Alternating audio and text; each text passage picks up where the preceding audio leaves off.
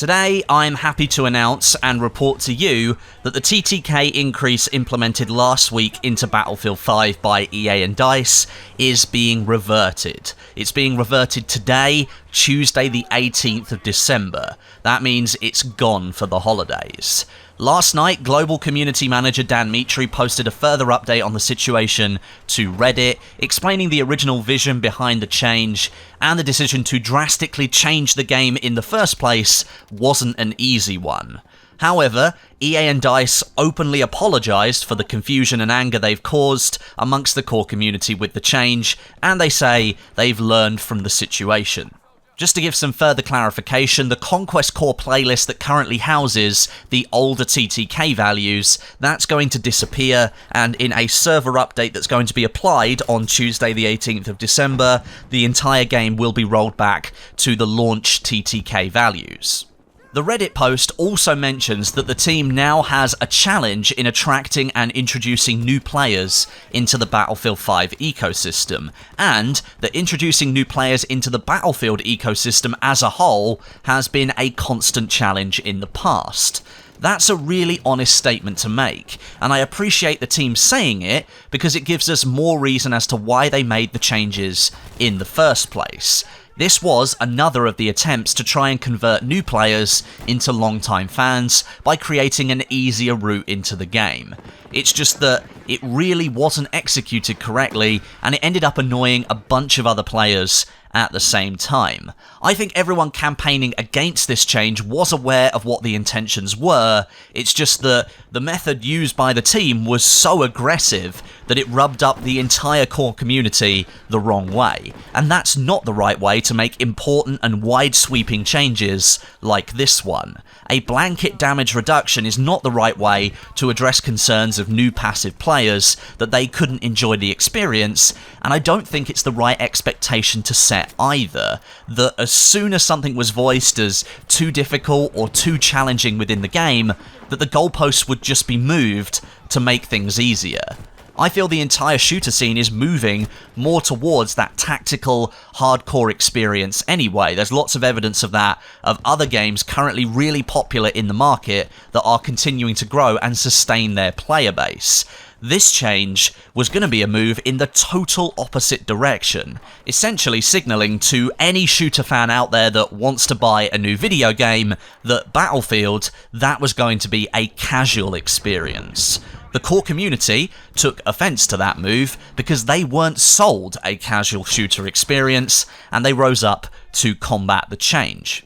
Now, making sure this issue is cleared up before the holidays as well is great for all parties involved. The core community is happy the TTK that they liked is back active across the whole game, or at least it will be by the end of Tuesday. Passive new players are welcomed into a community that's now much happier than it was just yesterday, and DICE and EA won't have to spend the entire Christmas break looking in public forums and looking at social media and seeing a persistent backlash against their decision and their video game. It's going to be a much happier period for everyone surrounding Battlefield 5, and in the new year, I think we can all pull together as one big community and support the game that we clearly really enjoy playing. All of this frustration is born out of passion, and the fact that all of that passion has come out and I think found the right solution is a really good thing for the community.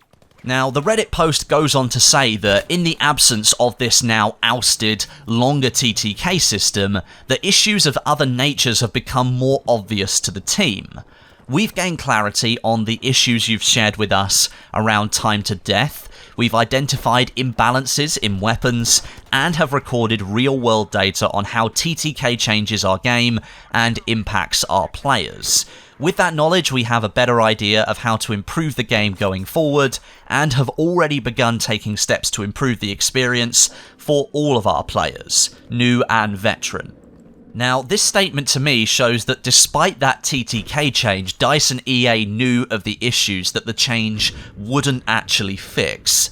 Potentially then, this entire TTK debacle was a temporary fix while something else was being worked on in the background. I guess we're never going to know if that was the case now, but one thing we can be sure of is that if you start to mess with the core workings of a video game, core workings that the dedicated community likes, and you change them against the advice and feedback of your community, that's not going to create a nice situation.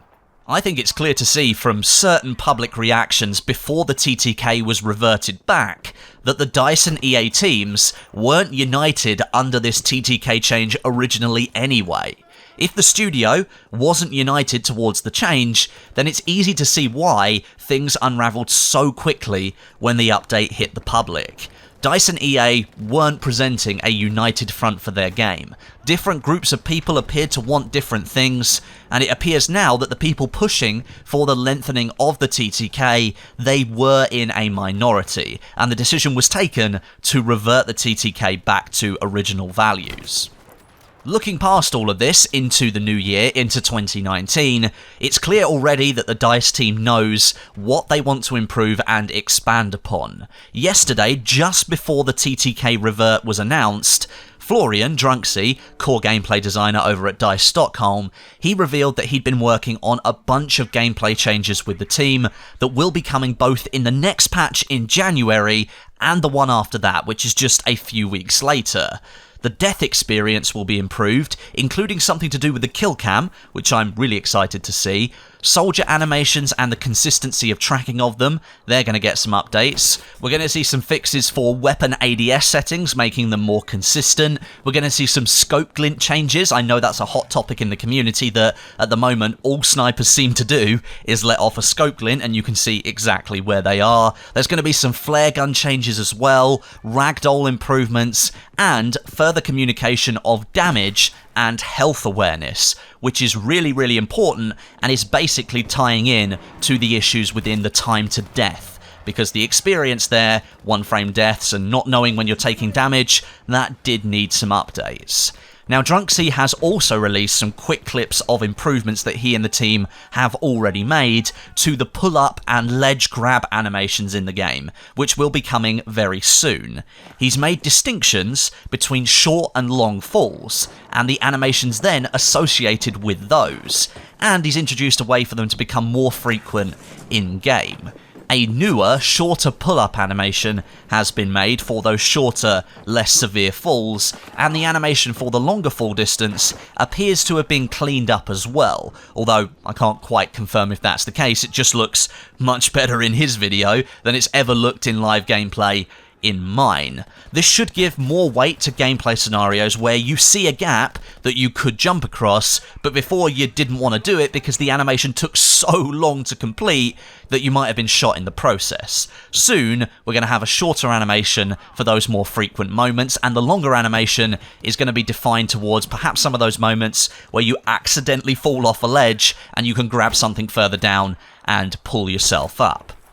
And I guess I should also mention this, a lot of players have been awarded the Ribeyrolles 1918 as a brand new weapon in Battlefield 5. This started to appear in different players' armories last night, and it appears to be a slightly premature rollout of DICE's Christmas present to the community. This was one of the many weapons found in the files for the game recently, and despite the fact it appears to be heading out somewhat early, and I can't find an official post for it at least, I think it's a great way to get the community happier before the Christmas break. I'm going to be doing a full video on this brand new weapon later this week, so make sure you look out for that one. So, all in all, I think this is a positive outcome from an extremely volatile, sensitive situation, and still, I believe, a situation that did not need to occur. But we're past it now, and I think we should rally around Battlefield 5 and look forward to what's coming soon. Those gameplay changes from Florian show promise. January will bring a big client patch, and that signals the start of the second chapter of the Tides of War called Lightning Strikes, and the new year does bring us closer to March and the full release of the Firestorm Battle Royale mode. I'm still really excited to see what Criterion are doing with that one. Leave your opinions down below in the comments section today, let me know what you're thinking, and drop this video a like if you enjoyed it. Thank you very much for watching, and I'll catch you all in the next video.